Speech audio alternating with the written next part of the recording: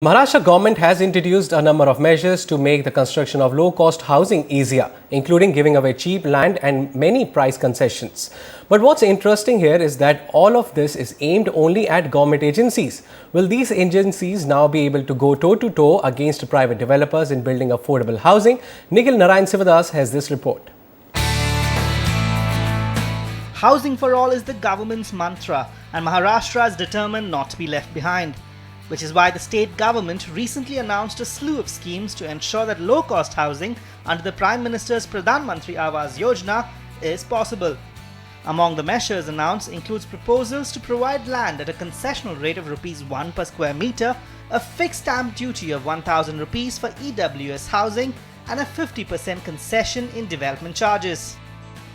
In another 2 weeks' time, those government orders to this effect will be issued.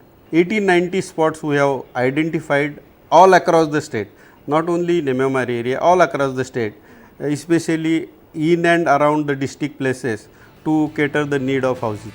These concessions come at a time when the government has allotted nearly 800 hectares of land to accomplish its housing for all goals. What's interesting here is that these concessions are aimed at government and semi-government agencies, including MADA.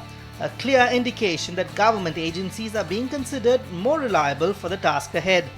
We still don't have an all-encompassing real estate regulation as yet.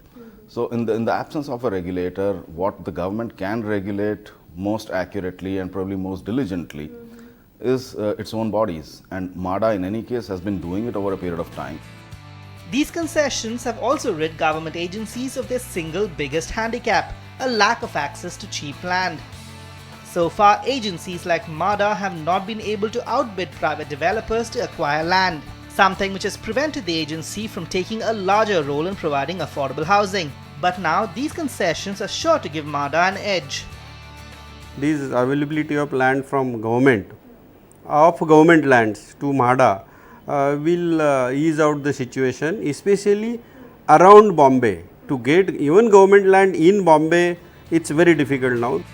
However, urban planners claim that the government's move could backfire, with private developers demanding their share of the concession. You take a decision to give it at concessional.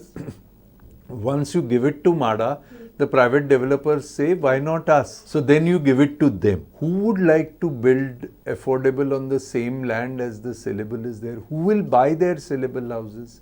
So it's a kind of a conflict of interest.